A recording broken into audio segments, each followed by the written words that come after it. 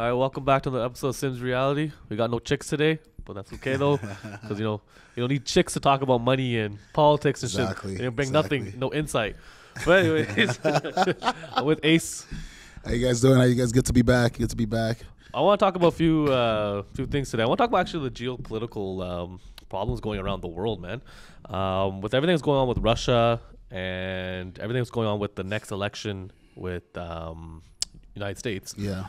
Trump coming in charge, knowing how Trump runs things, he doesn't like to get involved in warfare. Yeah. Where do you see that kind of going if Trump gets elected and now Russia has all the access to anyone? Sorry, NATO in general needs America to back them up. Yeah. But if Trump is not involved, then what do you think is going to happen? screwed. What do you think is going to happen with that situation? Here's the thing, man. I'm a big fan of Trump. I've always liked him, but Yeah. I still think he's the lesser of two evils. You know what I mean? Like he's not gonna be the white knight that saves us all. Yeah. But I feel like he's our best bet, our only hope. And if he does get elected, which I think he will. Yeah. I mean, the Simpsons he already will. predicted it, so I think he will. they're never wrong. Yeah, I know. I think he will. I think he definitely will, and especially when you see like all the arrows pointing the other way, I always feel like it's gonna be him because you know what I mean, like they just want him out so bad. I feel like he's gonna take it, but if he does get into power, like I don't know if you've been listening to what he's been saying lately, but like he's really going left, man. Like he's really going left. Like I've seen. Yeah, like completely left. Like I feel like the guy doesn't care. Like he's putting his life on the line here because you know he's going literally against the federal government, which like literally like they work. The government works for the Fed. Yeah. Like they work for the Fed. People think it's the other way around, but like he's going against the last speech he did in Utah, or was it Utah? Or no, it was I can't remember where it was, but anyways, he was literally like very adamant about when he gets elected that he would make sure that there's never a release of something called a CBDC, the central bank digital currency. Okay. So like and that's like the biggest thing that the government, Biden is pushing that. Everybody's pushing that. In the UK they're pushing that. The CBDCs are a big thing, right? Because that's literally like what we're talking about, digital monitoring and keeping track of everything that we do, right? All again going right back to blockchain because that's all going to be how they save themselves from the debt. Yeah. Like the fucking $12 trillion in debt that the states are in, by having a CBDC, they can literally reverse that and save themselves from literally going in like Venezuela and all these other countries. That's very interesting. So I feel like he's gonna play a very interesting. It's a very interesting role because I feel like he's gonna go. He's definitely not war. He's not a warmonger. Like he doesn't. So where do you see that happening then? If he doesn't get involved with the Ukraine war and Russia, I feel like Russia's kind of waiting for Trump to get elected. Do you see something larger happening in that side? And then you also have the stuff going on in China as well with Taiwan. But I think the one thing the Republicans and Democrats can actually agree upon is China is the enemy, right? No matter what it is, no matter what side you are.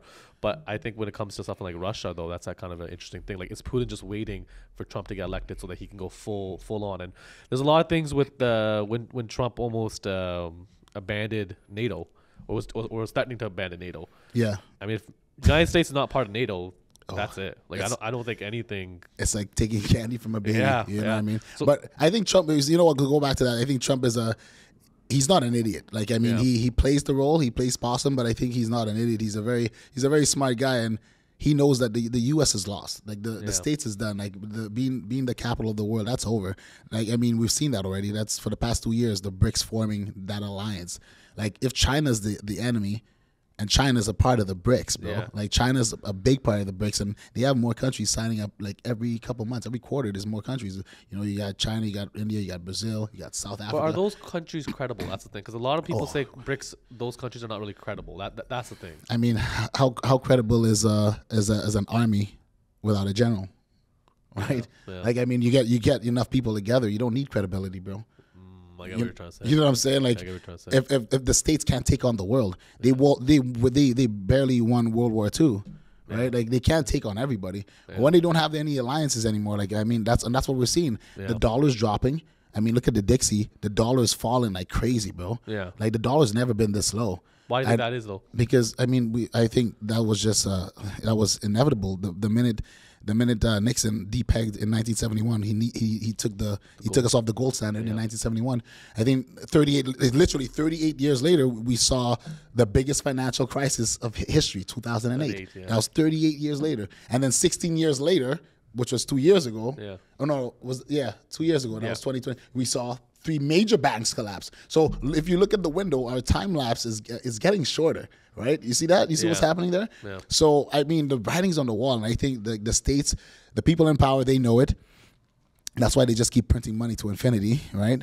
Because if you see what they're doing right now, like they're printing the money, they're pushing that CBDC so that they can literally convert that money, get hard assets. And then when our dollar goes to shit, well, not our dollar, but the dollar goes to shit, they now could sell those hard assets for the new CBDCs, the digital currency, and now be rich in the new currency. Yeah. Right? Yeah. It's the bait and switch. It's textbook. So what do you think about the whole Canadian landscape of politics, like with everything that's going on with Justin Trudeau and Pierre Poilievre? Like, where do you see that kind of like heading towards? Yeah, I think Justin Trudeau is a straight pedophile. He's a sycophant, and he's literally drove this country to the ground. Like, I mean, everybody knows it. Yeah. And But what did he do exactly, though? Sorry? What did he do exactly to kind of drive the country down?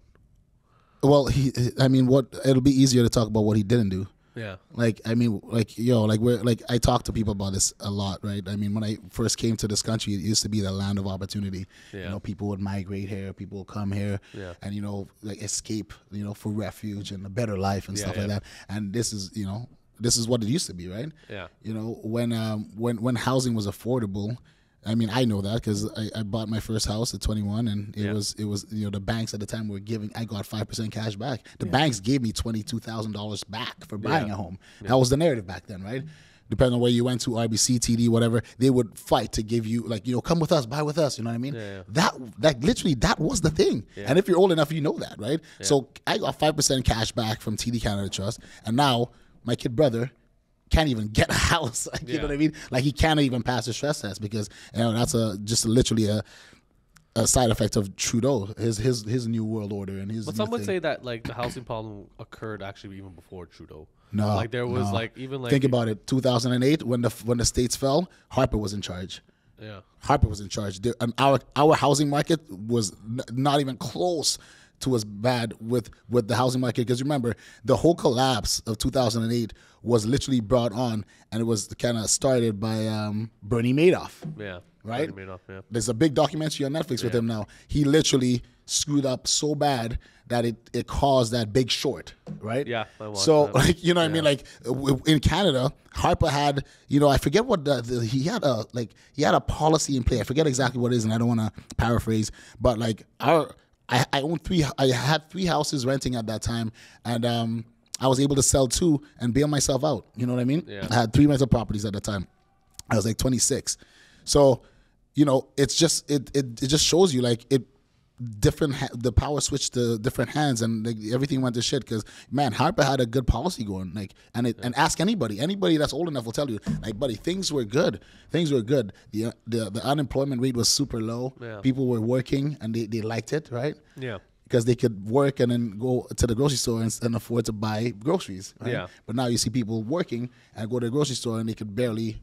But think about it. Why? When you look at the crime rate, it speaks volume.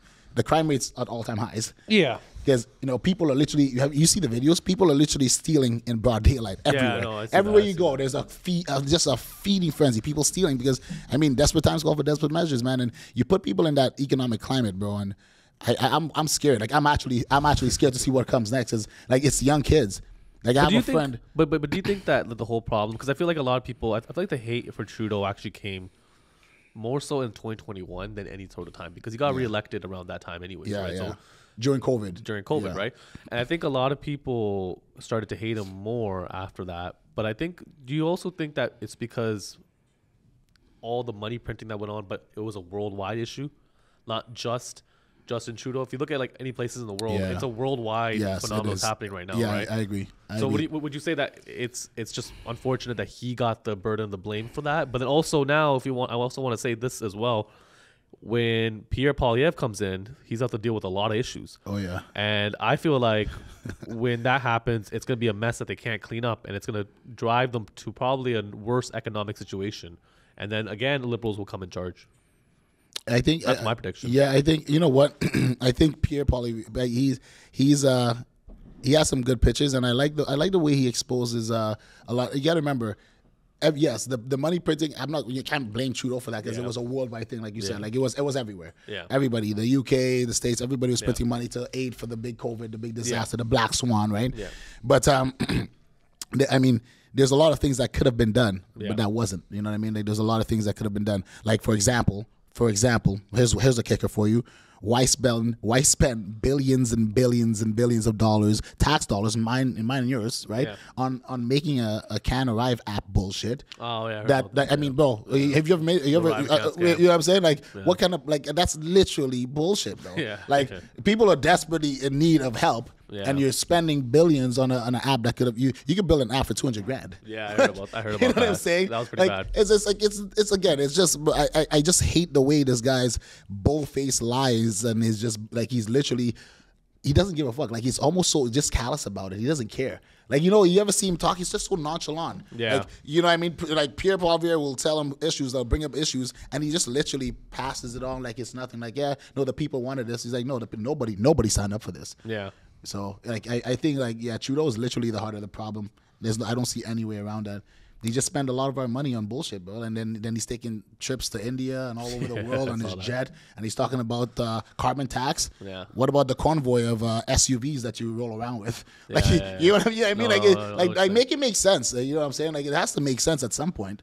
Yeah, right? No, I definitely agree with you on that point because I think a lot of the hate, it's understandable because I remember there was one clip where he was like, he was saying how the problem for housing comes from federal, and then the one clip later on, like a year later, he's like, I'll be blunt. Yeah. It's not a federal problem. Yeah. So I think that's where like the wishy-washy people dislike a lot, right? Where in terms of like how his mindset and policies kind of are. But going back to Pierre Poilievre though, where do you see him like changing things?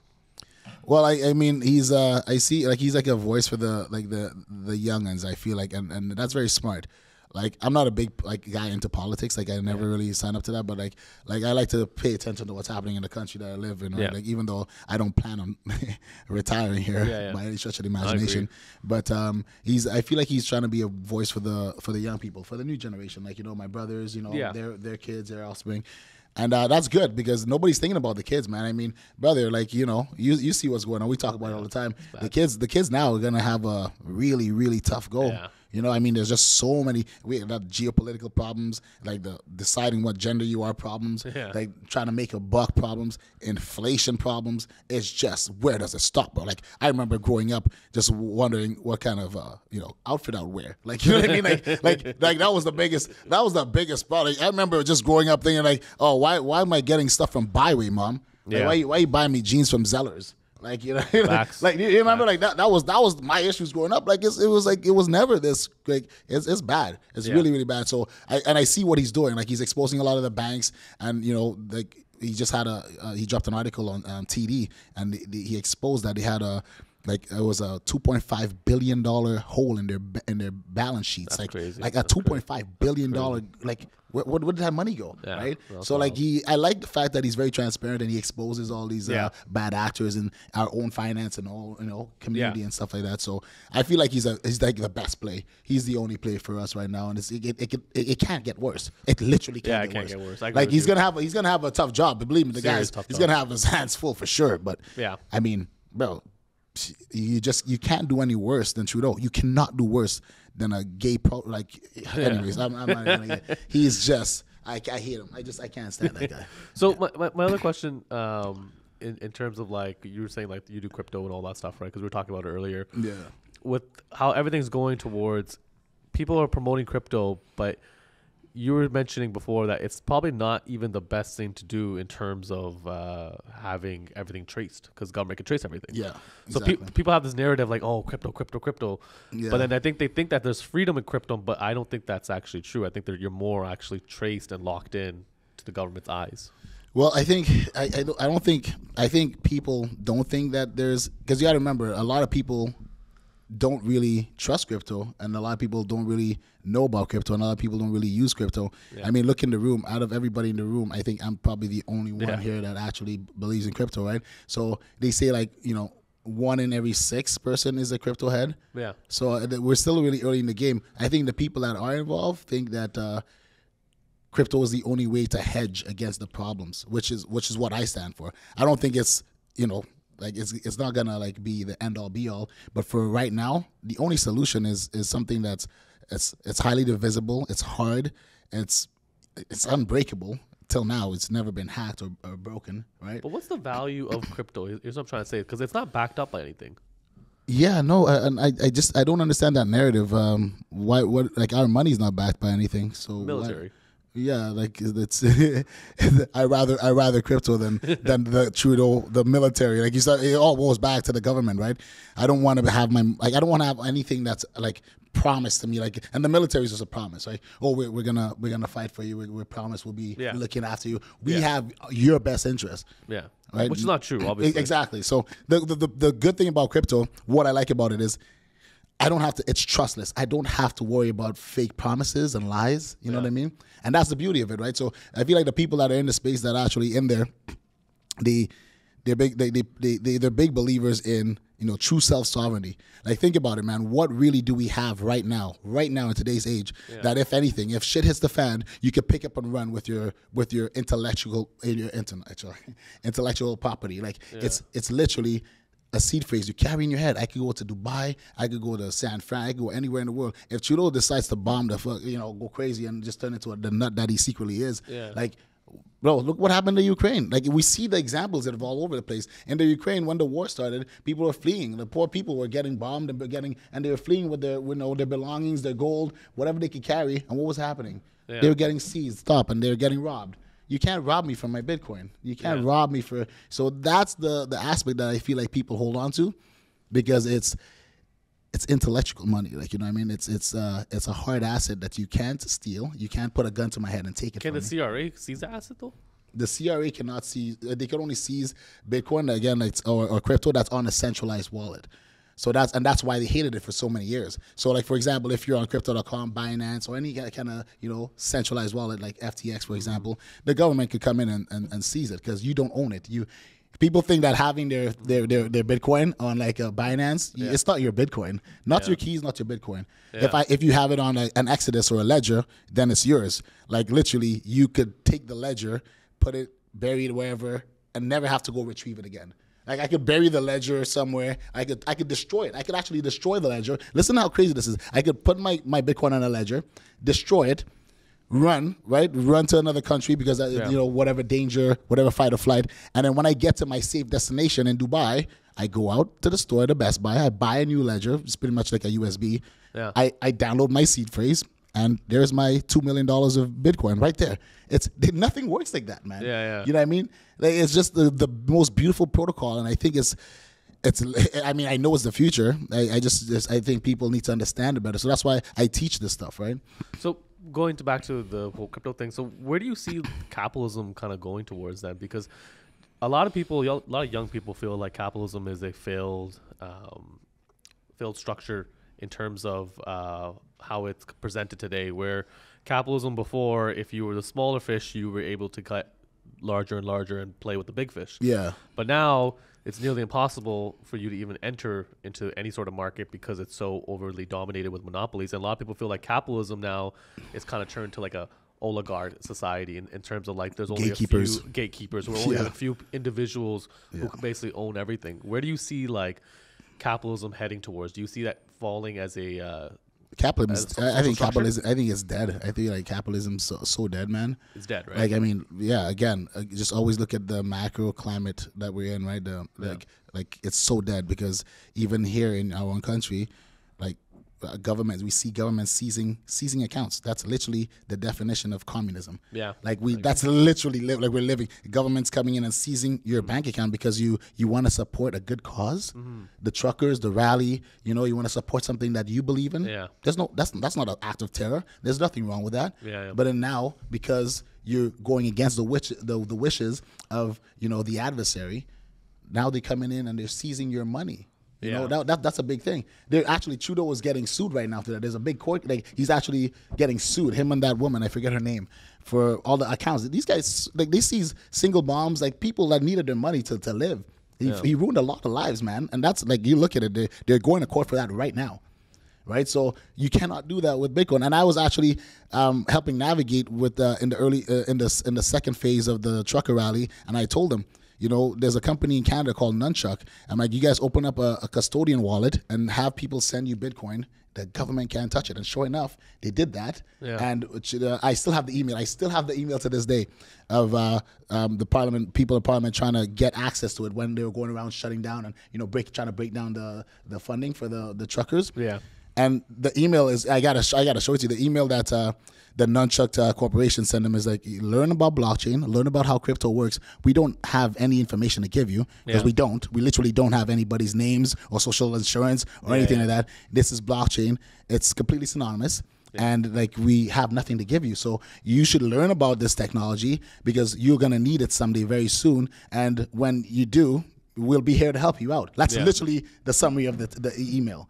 So like, crypto's proven its time. It's a use case time and time again. You just, what I mean? It's a very powerful tool, man. Yeah. And I feel like that's the only thing that's going to take us into the next phase of the 21st century. You know what I mean? Yeah, I get what you're trying to say. But I also think that, like, just the way capitalism is heading towards, I feel like there's no opportunity for a lot of young people to step in to do anything, to be honest with you. I think that there's a lot of evil people in the world that own a lot of things, and they're very selfish. And really, everything came down to greed in capitalism. I think, like, that's where things kind of fall apart because corporations have incredible amount of power. Yeah, oh yeah, absolutely. Like, the amount of power, what's his name? Gabe Weston? What's his name? The guy that owns Loblaws, forgot his name. Oh yeah. I don't know. I can't remember his name. I know who you're talking about. But Loblaws is a very evil company, though. Oh, just like what they're doing with all the food, the price gouging. Because Loblaws owns, I think, they own a lot of chain. They own a lot of chain. I think I'm not sure if they own. I think Sobeys. And they own Food Basics. I think they own Whole Foods as well. They own a lot of big companies. Like, I think people are forgetting that it's not actually inflation that's driving these prices high for grocery. It's actually price gouging. They're using it as a tactic to be like, hey, like, this is inflation. We have to increase the prices. Because if that was the case, then why is Loblaws' record sale profits so much higher than than previous years? Each year, Loblaws is profiting more and more and more. That's a good point. I mean, I could see that. I could see that scenario for sure. But I feel like if we just look at the metric of inflation, it's I'm more for that side because I mean. We printed more money in 2 years than we've done in our entire existence. I mean, and what happens when you keep pumping in supply? The thing that you're holding, which is the dollar, is just gonna lose value. So I feel like the way we measure inflation is completely wrong because if the dollar that we're using to buy stuff, it's not that the dollar is the inflation is affecting the dollar. I feel like it's the dollar that's just hemorrhaging so much value. So that $100 bill that used to get you all these things can't get you so much things because it's been debased so hard that it's hemorrhaging value. And it's actually, in fact, the dollar loses 21% of its value every year. 21%? 21%. Yeah, look it up. Oh, that's 2% or 3%. No. So 3% is transitory inflation rate. That's what you're thinking about. I'm talking about like actual true loss, like net loss. Wow. The dollar hemorrhages 21% of value every single year. That's what happened in Venezuela, in Nicaragua. Like, do you know, Bill? There's like 20 places in the world. Think about this. Here's a crazy stat. How many people in the world right now you feel like that don't have access to a bank? Just think about that. And today, 2024, what's the percentage of people you think don't have access to a bank account? 10% maybe? No, not even close. What is it? 33%. That don't have access. That have zero access to a bank. That makes sense. A lot of Africa is kind of like... like in Africa, they trade cell phone minutes. Really? Cell phone minutes is what they trade. That is their monetary use. Cell phone minutes, bro. That's crazy. So, I mean, capitalism is way dead. You know what I mean? Like, these are facts, right? And, how many people on planet Earth have access to a cell phone, a smartphone? Yeah. You want to see a crazy number? What do you think is the number of that? 85%. So we have 33% of people of the world population that don't have access to a bank. They're unbanked. Yeah. And then you have 85% of people that have access to a smartphone. What does that tell you? Yeah. Again, it's just so easy to read the future when you can actually see the narrative right in front of you. Because if 85% of people have a way to send intellectual money, Bitcoin, crypto assets, right? I can't even send money to my family without actually using a Western Union, right? Or some sort of fourth party. Because using the bank is a third party, right? So if people are unbanked, so many people are unbanked, how do you get money to Turkey to help people, that your family, or where you're from, or where she, how do you get money to something so simple? Borderless transactions. You can't do it. You can't do it. In 2024, it's an archaic system. It's broken, right? It's super archaic. That's crazy. Speaking of future, though, like in Canada's future, like I'll give my take on it. I feel like Canada's future is pretty bleak because, for one, we pay the largest amount of taxes out of most G7 countries, I believe. We also have we have free healthcare, but the healthcare is actually not that great. It's not that it's horrible. It's not that it's not that it's not even great. I would say it's probably even mid. But what makes it horrible is that like the wait times to get anything is pretty dramatic. You know why that is? It's free. It's free. It's free, right? So the thing is that like you can have cancer, but you have to wait 6 months, 7 months for you to get like an X-ray or whatever it is. But by that time it could get even worse, right? So then we're also talking about like housing prices is out of our reach for a lot of young people. Healthcare is mid. Things are too expensive. If you make money in Canada, you get taxed like crazy. Yep. Like there's not really much benefits of living in Canada today, but you see an influx of a lot of people entering the country. Now, knowing with everything that's going on with the people, international students coming in, I don't know if you heard about the whole story about them not getting their PR anymore. Because they changed the rules now of them getting permanent residency, and a lot of them are not coming in now. Where do you see that being do you see that being an issue in Canada? Less immigrants coming in? Well, I think that's just the only way out. If Trudeau stays in power, the record, it's a record high of people leaving Canadians. Did you hear that stat? Yeah, I heard I was in Cabarete, and I was running into Canadians everywhere. Cabarete is a kite capital of the world. Yeah. Okay. And I was running. I have a video of this guy, this older guy. He's like 61, and he didn't get his pension. He couldn't even get his pension. Yeah. He grew up here. He grew up in Toronto. Yeah. And he was showing me this house on the beach, right? 1,500 pesos. Beautiful house on the beach, and he's Airbnb-ing. He's living there with his girl, his 22-year-old girl, and the guy he's happier than a pig in shit. Like, you know what I mean? Like, and there was so many cases of that. I was there for a month, and I just I couldn't believe the amount of Canadians, and the story's the same. Like, we had to go. I ran into this old lady. She left Canada. She actually lived in Liberty Village. Yeah. And now she trains dogs, and she's a dog walker in Dominican. Yeah. You know what I mean? Like, it's crazy, bro. Like, bad. that's one. And I realized that because I'm like, so these facts are actually legit. People are leaving Canada because it's not a joke. It's not a conspiracy. It's really bad here, man. Yeah. It's really bad, especially if you're an older person, because you literally saw the shift. You literally lived through the paradigm shift where things were good. Things were affordable. You had a good life here. And then somebody literally just pulled the rug out from under your feet. Like, you know what I mean? So people are leaving. No one's going to come for that. Like, I saw the guys in Brampton. They had a whole protest on, like, you see that on Instagram? It was crazy. There was a whole bunch of, I don't know if they're Indian or they look like they're some I don't want to be racial, but they're like Indian, like, you know what I mean? Yeah. And they had like 40, 50 guys in the turbans and stuff, and they were protesting, and they were going crazy about how bad this country is and how they, it's not fair. They can't bring their family here anymore. The dream is gone and stuff. And man, these guys they're not making stuff up. This is the truth. People are not lying. Like, it's just, how do you deal? How do you cope? So I feel like the future is not friendly. It's something. Listen, something bad's coming. I'll be the first one to tell you. Like, right now, something's bad coming. Like there's either gonna be like another Black Swan event, like big time. But do you see Canadians like I don't see Canadians doing anything, because here's the thing: COVID showed one thing and one thing only. Canadians are very compliant. Very like weak. they're very, very weak. They will not fight back. They won't. And that's what I'm a little bit worried about. They take it. No lube. Just give it. Just take it. Like, they don't care. Yeah. And you know what's crazy? It's actually so sad, because you literally saw the American truckers was the one who fought back and initiated the whole trucker thing, right? Yeah. Yeah, Canadians are just man. No backbone. Yeah, no. Canadians don't have no backbone. Spineless. They're scared. Spineless. They're scared, and all those hard niggas in Toronto, all those big these gangsters and stuff. Like, yo, why don't you do something about it? Like, you know what I mean? Like, you know, like you guys are out there killing each other. You know what I mean? Like, do something good. You know what I mean? Like, put that skill to use.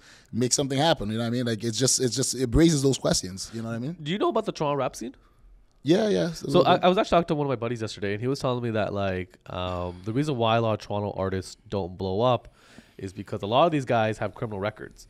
So that's the first thing. They can't go to the States to do tours. That's true. So that's the first thing. And then the second thing is that they said the Canadian market is so small because if they do tours, they can only go like Winnipeg, Ottawa, Halifax.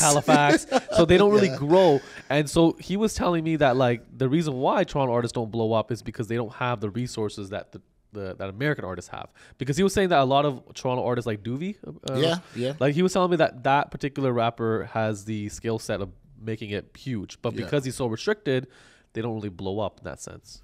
Yeah, I don't know about that. I mean, we've seen a lot of Toronto artists make it in the past, right? I mean, not to mention like the ones we all know, but we see a lot of Toronto artists do good. I feel like, again, Canadians are lazy, they're spineless, they have no backbone, and I mean, they'll make excuses for everything. Yeah. Like you guys all signed up for the jab and then started complaining that the jab was no good and you didn't want it, but then you took it willingly. Yeah, right? So it's like it's one of those things, right? It's like you can't have it both, But interesting that you bring up that point. Like, it's crazy how our sentencing are very weak these days. Like, you could be getting a robbery charge, and you could probably get like. You got a decent lawyer, probably like 4 or 5 years, but that's max, right? And then you also can get good behavior, and I think in Canada, for every 2 days, it's 1 day time served, something like that. Yeah, it's something like that. Something like that, right? So by the time that you go to jail, everything's sentenced, you get 5 years. If you get good behavior, you get out by like 2 years. Yeah, exactly. It's kind of low risk, high reward these days. No, it's true. But you know what? I attribute that to the difference. Like, I mean, you look at the jail system in the States, buddy. Yeah, it's crazy. Like it's so different. Like, but different. I don't understand it because you look at the States. I feel like the crime is worse there, obviously. Yeah. But the prison system it's a business. Like, it's a business. Like the prison system is literally a business. Like, it's real estate on crack. Yeah. You know what I'm saying? Like, you get 3 strikes, you're done. So you could do armed robbery, go do your jail time, come out like you said, right? Then jack a car, right? Grand Theft Auto, right? Do your time, and then somewhere somehow you get reconditioned by the system, and the correctional facility worked, and then you get into an altercation at a bar and you punch a guy. 3rd strike, baby. That's it. You're in jail forever. You're done. Yeah. Pack it up. You're done. Yeah. Yeah. So but what's crazy about the jail system in the United States is that they use you for labor. Yeah. So that's so true. Yeah. Yeah. Making plates, doing all, buddy. They're putting you to work. Hangers, whatever it is, right? You're a battery in the remote. It's like it's kind of like slavery. Yeah, absolutely. Slavery, right? That's a real Right. It's not like here in Canada. They just fatten you up and they you eat your food and you go on the 3-course meals. Yeah, and everything, yeah. You know what I mean? Yo, Canada's so backwards, man. It's so crazy. But that's the thing. It's like the punishment is so weak where it's like these criminals will be like, hey, you know what? I'll do jail for a year or two, whatever it is, but it's worth the crime, because what a lot of people don't understand is that there's a lot of crimes that completely go unsolved. Yeah. Oh yeah. Like, you only hear about the ones that are solved. Exactly. Right? Exactly. There's a lot of them that nobody even knows what occurred, how it happened, any of that shit, right? Yeah, that's a big fact. So it's just interesting that like people think that like and I think a lot of Canadians kind of agree that our punishments are very weak. Yeah, our punishments are really, really weak. I mean, of course it's weak because, I mean, the enforcers are weak. Look at all the auto thefts in the GTA. Yeah, auto thefts are huge. That was a big, man. The ring. I think it was there was like 33 people involved. Yeah, that big ring, that auto theft ring. Yeah, I heard about that. That was I was impressed. I was like, geez. And these guys were getting away with it like for years. They did that with impunity. Like they did that for years. You know that, right? Like that was like the investigation was like 3 years. And they shipped it out. Investigation was 3 years. So these guys were doing that for almost a decade. And they shipped it out to Africa, right? Yeah, yeah. They shipped that shit there, and there was a lot of like G5s, like high-end cars, right? Yeah. And a lot of those guys, what they would do, they would pay people to go in, get a lease from Mercedes, right? Get the G5 from Mercedes, lease it out. Literally, and I know this because I tried to lease a G5, and they literally wouldn't do it. The process to get a G5 leased in Mercedes, bro, it's crazy. I didn't know that. Oh, buddy, it's kind of like buying a house, because what was happening so much, like these guys would go, they'd pay people, they call them runners. Yeah. They'd pay you to go in there, right? You get your lease, whatever, and they give you the money. They'll give you the money to put down the payment, everything, right? And then now you get the car, and you give it to them, and they ship it away. So you keep it for a month, you drive it around, whatever. And then once they get everything like set up, you ship it out. Somebody stole you claim it's stolen, whatever. And it's just business as usual. So they get the insurance money back from They get the full amount, right? Yeah, absolutely. And then they get the criminals get the car, but the guy that probably was leasing it out also probably gets a cut out of shipping that big car time. as well. Yeah, the guy that was the runner, the guy that actually went in there with his, because you got to remember, you got to put your name on it. Like you're getting a lease, it's all legal. Like you're doing a literal lease, you're getting your shit done. They give you the money to put down, so like they're financing it. So they get a bigger cut, obviously, because they get the car. Yeah. You just got to drive around with a G5 for about a couple weeks, and then get a handsome, sum of money. And is that just with the G5, or is it with multiple cars? No. Oh, no. The G5s and the S500s, they were sending those to China. Yeah. Right? And there was there was 3 cars. There was the G5, the G-Wagon, sorry, the GLE, and then the S-Class, the S500. Yeah. Those are the top 3. And you could not get them from Mercedes, bro.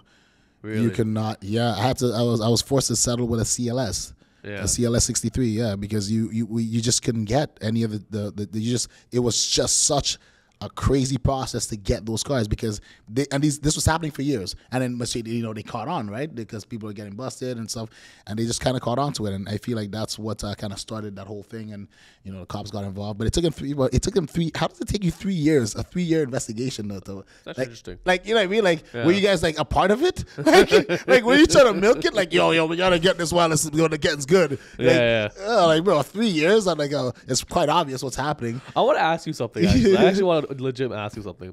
Look, so with drug dealers, right? Yeah. Why is their servers so fucking shit? Like, I just want to know, before weed was legalized, because let's just go with weed and then we'll talk about other things. I remember waiting outside for like an hour or two for this guy to come out, and he would be like, yo, I'm 5 minutes away, 5 minutes away. I don't understand. What is their mindset in that? Yeah, that's a good question. I feel, what the drug dealer game is different, because you have a product that the person's gonna wait for, right? So you already have the leverage. All right, and then these drug dealers, right? Okay. I mean, they're not Biggie Small. They don't believe in don't get high on your own supply. Yeah. So they're 9 times out of 10 they're high, right? Okay. They're high. They're doing the drugs. They're getting high. They're getting stoned, and then I gotta go make some money. So I'll drag my ass, and it's low ambition, right? Okay. So, it's not like you're not an executive of a Forbes 500 company. You're trying to take the company to the next level. Because I would be like, why am I waiting out here for like an hour for weed? Like, it's the worst. It's the worst. And you know what the best part is? Like, even if you try to do the precursor, let's meet up in a couple hours, give like enough heads up, and like, I'm gonna be out here, meet up at the same spot. It's like, you're still waiting. You're waiting at least 45 minutes, at least. Yeah.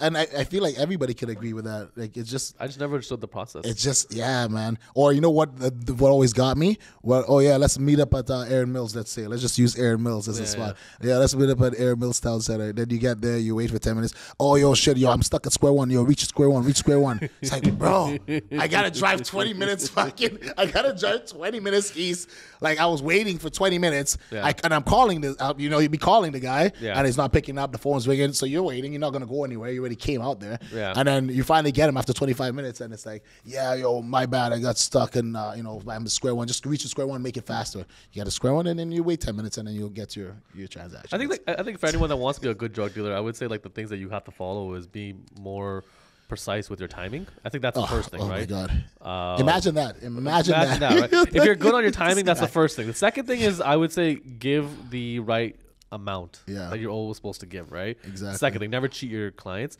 And the third thing I would say, honestly, is give samples.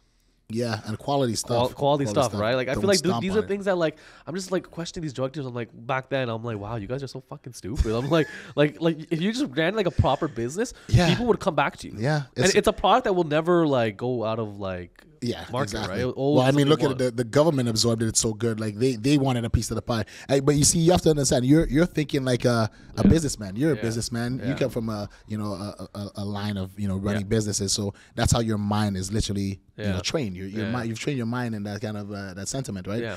But I mean, these drug dealers, they don't know shit about that. They could care less, because you're right. You're absolutely right. If they just literally change those three things, if they could just literally fine tune those things, it doesn't have to be perfect, but just literally like make it to like, I think drug dealers would be running the country. They would be the suits. You know what I mean? What do you think about all those dispensaries that are opening up like left, right, and center? Now most of them are shutting down. Like, I know a lot of people that open up dispensaries. Really? And a lot of them shut down. See, I don't know too much about that. I feel like what the thing about dispensaries was, like, if you ever been Toronto or even downtown, every corner there's a dispensary shop. Wow. Every corner. And I think the thing, but those are I thought because that happened because of the legalization, right? It happened because of the legalization, but what happened was there was a lot of corruption in the beginning. So so what happened was the conservative government allowed certain people to get like licenses to open up dispensary shops, but it was first come first serve. But it wasn't really first come first serve. They basically gave it to like people who were like kind of, they knew their inner circle kind of. Yes, and so those people kind of established themselves first. And then I think during the pandemic around 2020, that's when they opened it up for everybody. Okay. But then every stoner out there wanted to open up a weed shop. And it's a dream life. It's a dream life, right? But you're so restricted though, because you can only order, I think, a certain quantity from the government. But it's just crazy because it's not even that though. It's the oversaturation of it. Yeah. Like, you have like 5-6 weed shops on the same block. It's like there's not much difference in terms of like what you can offer, right? It's all the same shit, right? I mean, how many different varieties of weed can you But going back to actually weed though, I actually don't even smoke weed anymore. I used to smoke weed a lot, but you don't smoke weed at all? No, because you know what? It's too strong. Well, are you a sociopath? You don't smoke weed at all? Not even a puff here and there? No, not anymore. Wow. I used to. But you know what the reasoning is? I used to be a big stoner. But the problem was that I think that the weed, the THC level started to increase heavy. Yeah. Like I remember each That's year. That's actually true. Yes.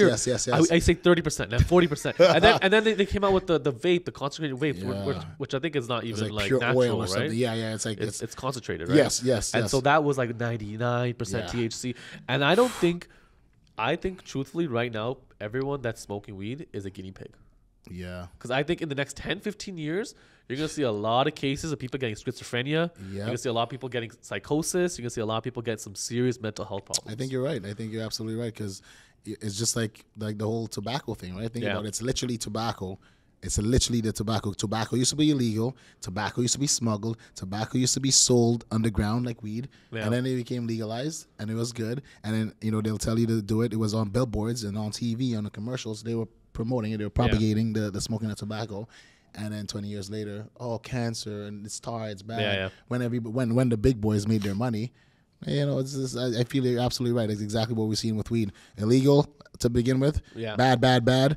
How many people went to jail for selling weed? Yeah. Now you're selling weed, but you have a license to do it. True. So, you know what I mean? True. Yeah, they're definitely putting more like whatever they're doing to like grow that weed, whatever the process is, I don't know. Yeah. It's definitely a stronger batch. It's different. It's like a hybrid. It's not the weed I smoked growing up. That's for sure. Yeah. You know what I mean? Like I agree with you on that one, man. That's a whole fucking conspiracy in itself. Yeah. I mean, you know what I mean? That's why it kind of like worries me, because I don't think the human brain is supposed to intake that much THC. No. I really don't think that's what's supposed to happen. Because I remember like when you smoked weed back in like, early 2000s or whatever it is. But even then, if you go back to like the 90s and 80s, it was very weak. It was very, very weak. It's very, you had to smoke a lot of joints to get to one joint today. Yeah. Do you remember when like way back when you would leave Canada, go on vacation, right? With the boys, whatever, go to Cancun. Mexico? Yeah. And the first thing you're like, yo, we gotta get some weed, you know what I mean? Yeah. And then you get the weed, and you're like, what the fuck?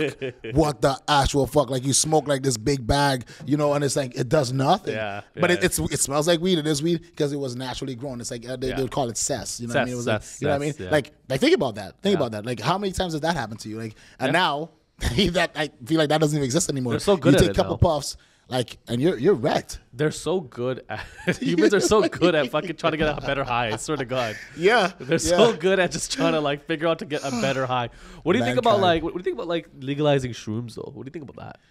Legalizing shrooms, I think that's the least of our concerns. The shrooms are pretty much legal already. I think you know, in Vancouver right now, they're talking about legalizing cocaine, man. I heard about that. They're like, I mean, fuck, we just kind of jumped and like right over it, all the other little B classes. They're talking about legalizing, you know, meth, amphetamine, and cocaine. Like that's where we're going. That's the next step. That's a big thing in Vancouver. What do you think that will lead to though? Like, that's actually very interesting. That's gonna lead to like parabellum. That's gonna lead to think chaos. coke though? I feel like cocaine. Cocaine's a hell of a drug, but I think anyone that's watching, I think people don't understand that cocaine is probably the biggest drug next to weed. If someone's done weed, I feel like the next thing they dabble into is probably cocaine. Yeah. Oh, believe me, I'm not gonna argue that. But what I'm saying to you is like, if we legalize cocaine, like think about it. What does cocaine? What does cocaine do? Like everybody told us back in the day that weed is the gateway drug. You know, don't smoke weed is the gateway drug. When really it wasn't. Bob Marley smoked weed. He never turned into a cokehead or a crack addict. Right? It was always cocaine. Because what's cocaine? All you got to do is heat up cocaine. And don't ask me how I know why. You know, you heat it up with a little baking soda and you cook it up in a Pyrex. Like cool, you got crack. Yeah. Like, you know what I mean? Like, so let's legalize the product that gives and if you just literally turn that one product into something else, just by adding a few things and cooking it up, now not only can you sell it for more, because crack costs way more than Coke, right? But it's derived from Coke. Yeah. And now you're playing with that legal. Like it cannot be good, bro. Like I mean, what good could come of that? Like I go to a dispensary, I buy myself some cocaine, I go home with some baking powder in my fridge, whip it up, and like now we're smoking crack. We're smoking crack rocks. Like I mean, like this is the mentality of the West, bro. You don't see that happening anywhere else. That's true. Where else in the world there's a talking point of legalizing cocaine? Like where else in the world, bro? That's what I'm telling you. This place is doomed, man. Canada, it's finished. Vancouver. Yeah, man. Like this is really happening right now. They're trying to legalize it, and their reasoning is because the drug addicts and the homeless people are like it's out of control. Yeah. I was in Vancouver and Edmonton for a little bit, and holy bro, like it makes Toronto look like Disneyland. No, I swear to you. Like I swear to you.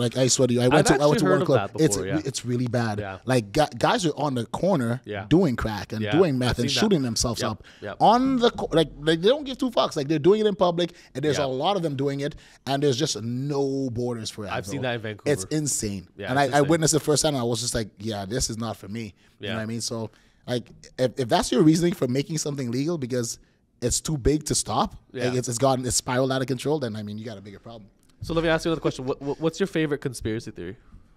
Oh man, I guess there's so many. Like what's your all-time favorite? All-time favorite. Oh my god, it can even be true. Like it could be like a conspiracy theory that kind of came true. But if you want to give like both, that's fine as well. My favorite conspiracy theory that came true and a conspiracy theory that hasn't even been proven yet. Oh man, there's so many. I would say my favorite would be the idea that there's like, you know, the government is doing about like the aliens and like, you know, they've been hiding the UFOs, and we see the whole when they're trying to rush Area 51. Yeah, remember, like, you know, I don't know how many years ago that was, but that would have to be my favorite because I was a big like alien guy. Like I used to watch Roswell and like I used to like watch all those shows with, like, you know, the alien. But I think that's my favorite conspiracy because it makes you think, like, you know, and the lizard people, like, you know, like they walk around us and like they're here and like you don't know because the government was doing it since Roswell days and, you know, like New Mexico and so blah blah. It's like it's just you go down that rabbit hole, man. You're done. That's my favorite. Mine would probably be, I would say 9/11. It's pretty interesting conspiracy theory. That's a very interesting one. That's a very good one. It's a very good one. I think one person I like to watch sometimes is Alex Jones. Yeah. Because he's wild. He's wild. I like him. He predicted that the whole 9/11 thing. But did you hear about the whole? He predicted that like 10 days before it happened. It was like vaguely predicted it. But you hear about the Sandy Hook thing that he said? No. So you remember the Sandy Hook shooting, the one with I think that happened in somewhere in the east coast of the United States. I forget exactly where it was, but basically it was a guy that came with a assault rifle and shot up like a preschool. Like killed like 12 or 13 kids. That's the Sandy. Okay, Sandy Hook. Yeah. I didn't know. Okay, it was big. It was back in like 2012, 2013. That was disgusting. I remember. And that was a big one. Alex Jones came out like a year later or something like that, saying how like, oh, this was a conspiracy. The parents who were actually there were actors, and really, and people like really follow what Alex Jones says. So these families, their victims, they got harassed by people online. And then what happened was Alex Jones, the parents, they sued Alex Jones. They sued him. They sued him. I think they won. For defamation. What could he sue him for? Like defamation, like really? all different things. Anyways, in court they won. So they won, like, I think, like a year ago or this year. I forgot what it is. Yeah. But they won, and he got sued for like $1 billion, $2 billion. Stop. And what's crazy is that I didn't know this. People don't know this. You cannot declare bankruptcy if it was vicious. What? Yeah, you're not allowed to declare bankruptcy if it was malicious. What does that even mean? That means like you can only declare bankruptcy if, like, let's say you ran out of money and then you couldn't afford it and then you went bankrupt. But if you did something malicious like criminal, you cannot declare bankruptcy. No, that's wow. I did not know that. That's a fact. That's a fact. Holy shit. Because I was talking this about my cousin, and I'm like, oh yeah, he could just declare bankruptcy. He's like, no. He's like, read it online. He's like, you actually cannot declare bankruptcy if it was malicious. Oh, wow. Yeah. So he had to pay the money. He couldn't. No, he doesn't have the money. Oh, he doesn't have the money. Doesn't have the money. So they're saying to liquidate his house. And so he's going back and forth with that right now, and it's kind of wild because like that whole thing happened, and like people still believe the whole Sandy Hook thing about the parents. I mean, that was a long time ago. They're just resolving that now. Eh? Takes time. Takes time. What do you think about the whole gun law thing with the United States though? Like, what do you think about like guns and stuff like that? Do you think that Canada should be more lenient with guns? Absolutely. I think anybody should have the right to bear arms and protect their family. I actually agree with you on that because I think what makes Canada so stupid is that if a robber comes into your house and you beat the robber, you get charged. Yeah. How the fuck does that make any sense? Well, actually, technically, so I did a gun course, restricted. I did my gun license, non-restricted and restricted. That allows me to carry a firearm, a hunting rifle, and stuff like that. And I learned something very interesting from like a Canadian war vet that was teaching the class out in Target Sports. Yeah. Right. And he said, I won't say his name because I give that guy too much credit. I really respected him for that because he was telling us the do's and don'ts. Like, for example, you get your license here. You can't, even though you have a license to carry a gun, you can't be, for example, riding around the town with your gun in the case in the driver's seat. Yeah. Right. You need 3 steps to get to that gun. So it has to be in the case, locked, and in the trunk. Yeah. So that means if like you get into like an incident on the road rage, you'd have to have, before you could get that gun, you have like 3 points of entry to get to it. Like you have to go to the back, open your trunk, then get to the gun, unlock it from the case, then open the case, then take it out, then take the safety off the gun. Yeah. Right? The safety thing. So he was saying if that doesn't make any sense and that's how you have to have it in your house as well. Right? Yeah. You can't have it hanging on the wall like in the States, right? Yeah. So if somebody breaks into your house, you wake up in the night, there's a rustle, and you're like, oh, well, somebody's in the house, and you run, you grab your gun. That doesn't exist because now you got to go to the case. You got to open up the case. Then you got to open up the casing for the case, then take the gun lock off it. By then, you're dead, right? So what he said was he said the best thing to do in that case is, so you have your gun license, you have all your legal guns on file, but what you would do is you would get another gun that you didn't buy there, and you have it in your house. And when that perpetrator comes in, and whatever happens, you grab your gun that's made for that's specifically designated for that actual moment, and you defend your family with that. And what happens is now the cops come and they're like, oh, well, what happened? Well, this guy comes in here. He was trying to rob us and try to hurt my family. So I took his gun and I shot him with it. That you cannot go to jail for in Canada. Isn't that insane? That's insane. Because like now, I mean, it really was your gun, but they see that you're a gun owner and you have all your guns. It's all accounted for. Everything's tagged and licensed, right? But that's not the gun that was used. It was just some random gun that has no title to you, has nothing to do with you. Yeah. So automatically now it's like, oh, well, that was his gun. He came in the house with that gun, Yeah. and we struggled, we fought, and the trigger went off. Me trying to disarm him. That is okay. Like, so you see, like how, like it's just this country is mess, man. And this is coming from this is the guy that taught the course. Like, this is the guy that teaching the course. Like, he's the one telling us this, because obviously he's probably had to deal with that to know the scenario so well. Right. So it just goes to show you, man, it's messed up. And so do you think that, like, okay, so the rights to bear arms, where do you think that kind of, like, people will argue against it, saying, hey, like, that was before the military in the U.S. was so much more weaker. Now it's super strong.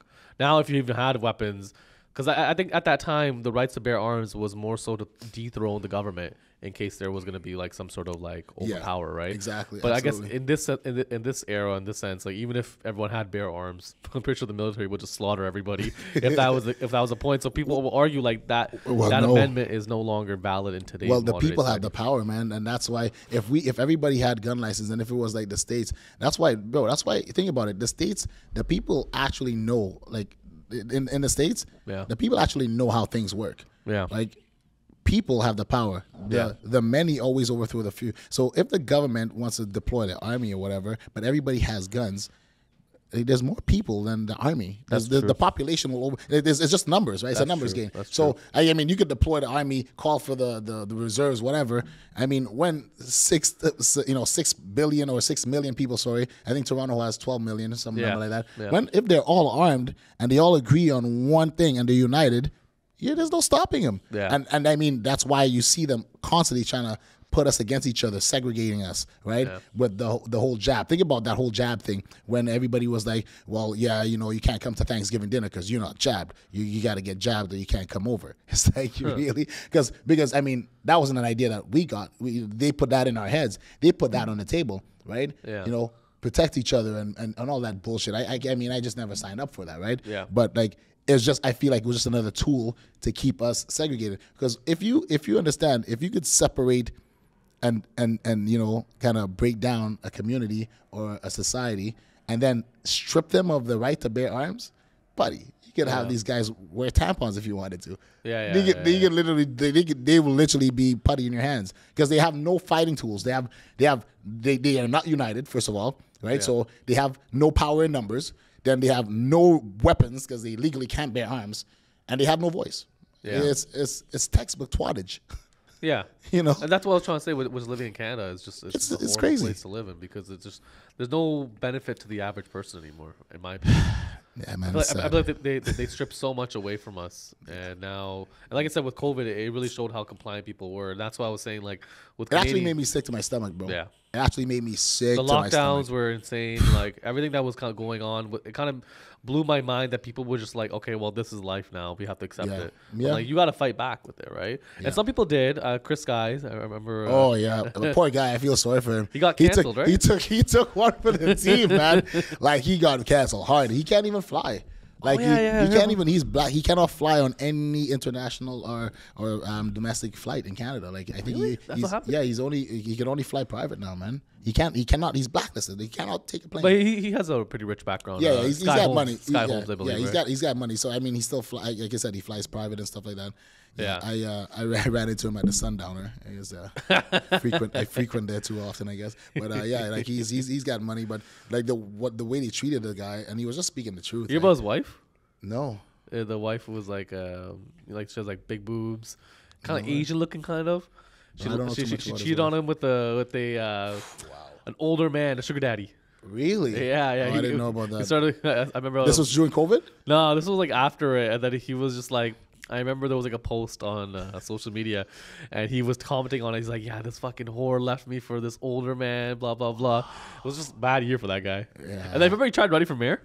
He what? He tried running for mayor. No, he didn't. Yeah, Chris Guys. Do you remember seeing like all those mayor things like dong gong gong gong gong? Yeah. I remember seeing that. Yeah. He was one of the ones that he ran for mayor, but I don't think he even got close. I don't think. Liga Chow won that. He's the black sheep. Like they really. I think. I mean, I just I like the guy. I mean, I think he could have delivered his message in a more sophisticated manner. But I like him. I just he said he took one for the team, and he exposed a lot of truth. At the end of the day, say what you want to say about Chris Guy. Yeah. He exposed a lot of truth, man. He exposed a lot of truth. So speaking about truth, I actually want to ask about the whole Kanye situation. Now, what do you think about the whole Kanye thing, where he pretty much was anti-Semitic, all those comments, and then Adidas dropped him, and the next day he tried going to Skechers, and no one wanted to work with him. I think he also his Bank of Canada, Bank of America account got frozen or seized or whatever like that. Like, what do you think about that whole situation? Yeah, I think it goes right back to what I say, man. Like and I mean, this was a powerful man. Kanye West was a billionaire, bro. Yeah. Like he was. He's not a billionaire anymore. But it goes right back to what I tell people all the time. You know, you have somebody with that much power. No one man should have all that power. Yeah. And like overnight. Remember, it was overnight. It was overnight. Literally, everybody dropped him. Balenciaga, like big deals, bro. Yeah. Just dropped him. So he lost all his endorsements from that. All that revenue stream stopped. And then not only that, he had accounts, but like you said, just got frozen and stuff. So I think it's unfortunate because I don't think he was really being anti-Semitic or whatever. I just think, you know, in a world where you can't say what's on your mind. What do you think about that? Like, okay, so some people would argue saying like, okay, the reason why they had to like be so harsh on Kanye was because make an example because people were because what happened was back in World War II, like things were going on with the Nazis and they were kind of saying the same thing, and then it grew to something larger and larger, and that's why they were like, hey, we have to like dethrone this before it gets anywhere. But there is some truth to it, because the thing is that Dave Chappelle said something pretty interesting. He was like, listen, he's like, at the end of the day, he's like, black people did not do anything to Jewish people. That's right. That's a fact. That's a big fact. he's like you should not look at black people and think they are the enemy. We were right there with them. We were looking over to like, yeah, they got you too?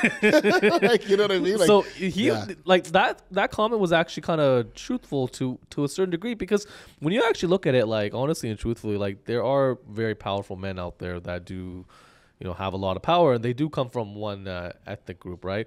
Which is nothing wrong. But I think how Kanye said it was very, his delivery was very harsh, I would say. Yeah. I think that's where he had to be very careful with it, because it just blows my mind why he even said it too, because like I felt like it was unnecessary to even say.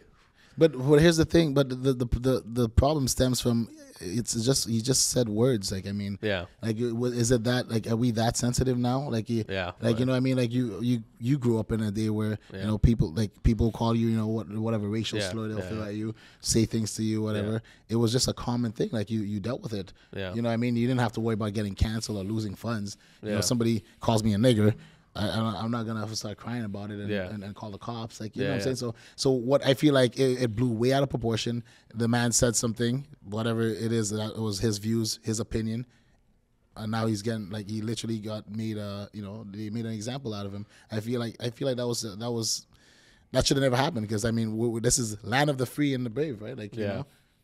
The Fifth Amendment, you have to say what's on your mind without having risk of prosecution and shit. So you pretty much believe that there's a hypersensitive society that's occurring right now. Big time. Like it's crazy, you can't say anything and worry about. Even yesterday, on that female that was sitting right here, she was afraid to talk about the transgender thing. She's like, I ain't gonna get canceled. It's like, what are you talking about?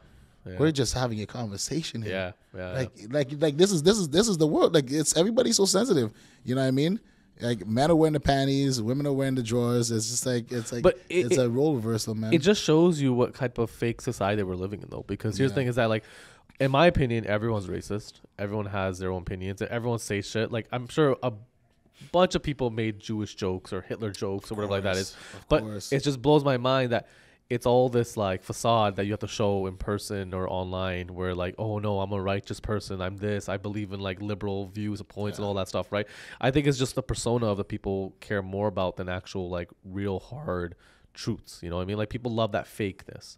People love it when like their image is like this whole like liberal bullshit type of stuff. Like everyone believes like, oh, you know, free speech, or not even free speech, but like, oh, having a great public image, being so kind to each other, not saying racist things. But that does not, I don't think that's the actual average human. I think if you actually documented everyone's day-to-day activities, you probably see some very disturbing things with every single individual. And you know what? That's a really cool thing, because we're talking about conspiracy theories earlier. I think that's another big one, because like we're seeing the biggest example of the Matrix. I'm a big proponent of we're actually in a simulation. Like this, what we're seeing and is just literally like AI generated, or like it's just unreal. It doesn't make sense sometimes. I actually want to ask you. You know what I mean? I want to say something about the Matrix. Okay, because the whole transgender thing. Did you know that so there were two twins that made the Matrix?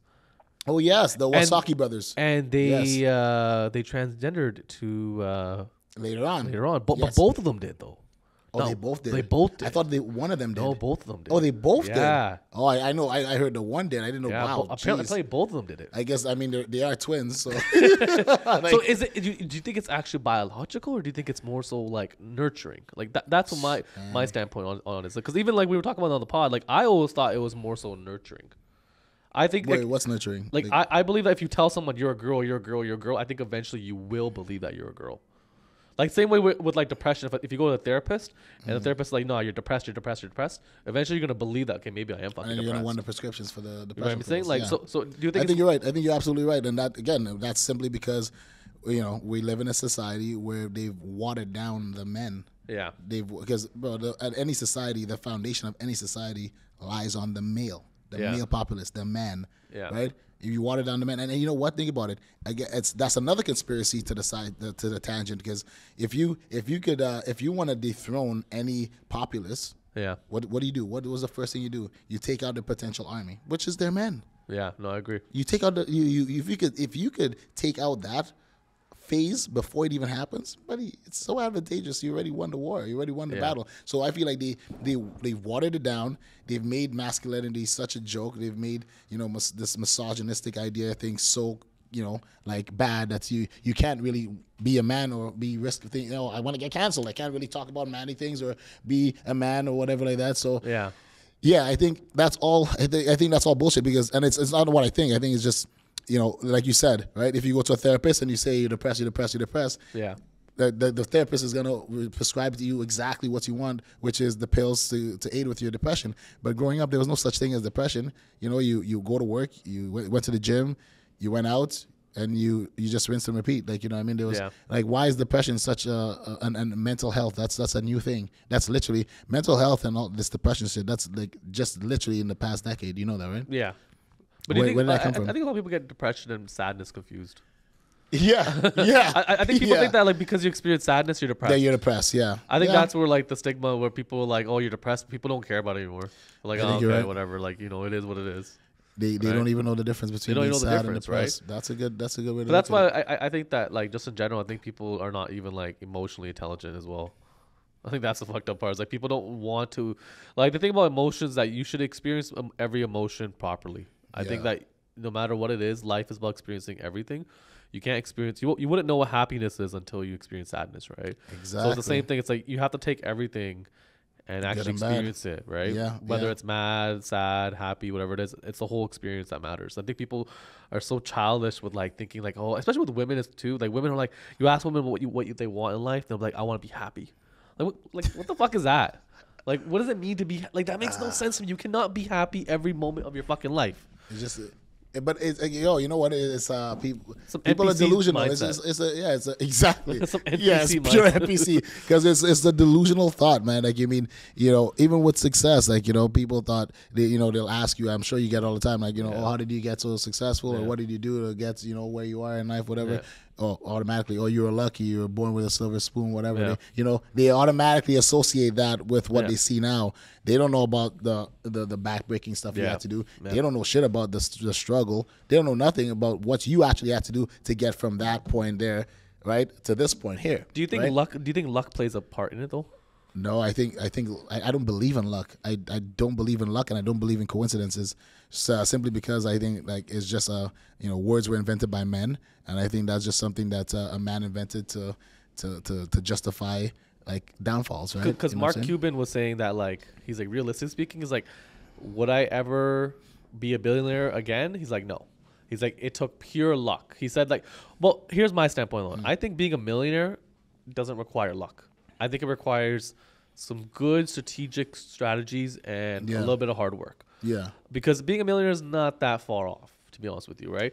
But being a billionaire, I think that does require some sort of luck, time and place. That's what I think really has to come into. Well, I guess what you call luck, I would call getting yourself placed at the right place. Like, what I mean? Like, for example, if you wanted to be a billionaire, what would be your steps? I mean, first of all, I would say the first step, if you wanted to be a millionaire, right? You'd go to frequented restaurants where billionaires or millionaires hang out, right? What that does is now that puts you in that environment, in that circle where millionaires go. So instead of going to Jack Astor's, you're gonna go to Michael's, you're gonna go to Jacob's, you're gonna go eat where those guys eat, right? Sure, it's gonna cost you a little bit, right? It's gonna cost you an arm and a leg at the beginning, but what it will do unequivocally is it'll put you in the realm of those millionaires. Facts. And now, guess what? You're networking with millionaires. So that's not luck to me. That's just strategy, and that's literally you playing chess in a game of guys playing checkers. I agree. You know what I mean? You look like a type of guy that gambles.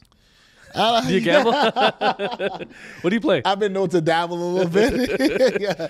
I like to go to a casino once in a while. I mean, I'm not a big gambler. Like, I don't go buy scratch tickets and shit like that. No, I'm talking about like casino. Yeah, I like just the easy stuff, like the roulette table and stuff. Yeah. I feel like that's the only luck I think you're gonna get. Like, what do you play? Inside, outside, like inside. You have like certain numbers that you like. Nah, I mean, you know what I do? I try to. So I got this theory where I feel like I trick myself. I feel like everybody. Do you gamble? Yeah, I do. Yeah, I saw it stand at the table, and before I walk up to the table, stand, assess it. Yeah, right. Like that means anything, right? I watch people play and watch what numbers, because it's all about probability, right? Yeah. So I watch, and I'm like, oh yeah, you know what? This keeps every time it's either 7 or 33 or whatever. I'm like, yeah, you know what? I'm gonna go like with 24. Like so I try to come up with this bullshit idea that I could break the system and figure it out, and that's how I justify losing money. You know what? You know what I mean? When I go to roulette, when I go to the casino, right? Yeah. I play roulette, and I like to play a couple grand a spin, right? Yeah. The one thing I hate is I like going to a table that's empty. Because I like to like quickly speed it up, right? The worst is like when I'm betting a couple grand and then a stinky brown man comes and reaches over and places like $50 on these chips and then just ruins the fucking rhythm of the game. Yeah. And then what makes it worse is I'm betting like a couple grand. He's betting 50. And then he's betting $50. And what makes it even worse is when this fucking douchebag actually ends up winning and I lose. Yeah. And then he lifts his armpits up and it's get a big whoop of fucking some nastiness. It's like a double whammy. No, that's not. That could be problematic for sure. Yeah. And like I say, every brown guy that like comes here, man, you guys gotta invest in some deodorant, man. Like you guys gotta invest. They don't wear deodorant in India, eh? Is that an actual fact? No, they do not wear deodorant in India. Because I be choking up at the gym, bro. Bro, I be choking. They don't wear deodorant. I literally have to. I would leave my machine. Yeah. I would leave wherever I'm working out and have to. And it's not me being like a douchebag or a racist, but it's like I can't breathe. I literally can't breathe, and it's like. Yeah. How long did you not have to shower to build up that stench? Yeah, it's like, bad. Like, you know what I mean? Like, I mean, bro, it's not just it's like BO. It's like a, oh man, I can't. I'm getting like PTSD here. Imagine you're with like a hot girl, an 8 or 9 out of 10. Yeah. And she has bad BO. Can you go with it or no? Would you stop it? Nope. I can't do it. Not hard no. Hey, now that's a hard no. It just throws everything off. Like, you know what I mean? Like once homeboy goes soft, there's just nothing you can do. There's just nothing you can do. Like if homeboy goes soft, I'm sorry, ladies. Like that smell's got to go. It's got to go. But I heard a lot of girls who've said like, man, guys smell like when they go down on them, whatever it is. Like they're like, dude, it's horrible. But they're champs, I guess, because they still fucking go through. No, but you know what's funny? It's I feel like it's on both sides because guys will talk about, that girl that I met from the gym, like she was nice, but like I went, we get going and everything's nice, going down on her, and man, it was just like hits me like it was the worst smell. It's like what the hell? Like did you even shower after the gym? And you'd be like, damn, bro, you say that's crazy. Like what did you do? Yeah.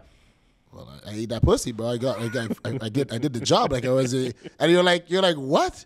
Like, you know what I mean? Like it's like they still do it anyways. It's like I don't know, man. I feel like accountability, man. It's just like I feel like big girls like they smell better because they have to hide more.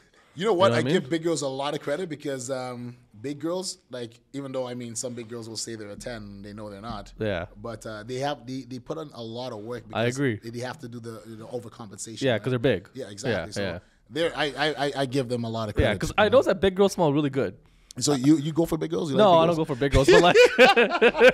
But like, but like, occasionally, like a big girl will walk past me. I'm like, yo, that smells really good. Yeah, if you were like 100 pounds less, I would definitely hit on you. Yeah, no, honestly, big girls, they know the secret to the good hygiene, man. Ladies, follow the big girls. Black guys love big girls, eh? Yeah, man. What is it?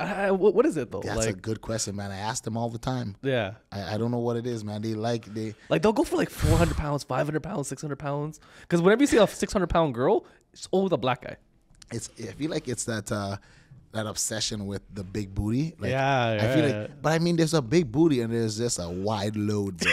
Like, you know what I mean? Like, I don't get it, bro. And I'm black. I'm 100% pure nigger. Like, yeah. I'm black. Like, I'm really. There's no mixture. Like, I can tell you. So I don't know what happened to me. Maybe I'm the anomaly because I just can't stand for it. I don't. Like, I won't. I can't. Yeah, like black guys love asses. Like that's why like the whole BBL thing. Like black guys are like bigger. The bigger, the better. Go bigger, go home. More cellulite. You know what? Even that's a good point because even if they're not a big girl, like you see the BBLs. That's a big trend right now. Like and you see the girl right, like regular. She looks like she's okay. Then you go down and she's like got a big huge ass. Yeah. And then these tiny stick legs. It's like if that doesn't turn you off.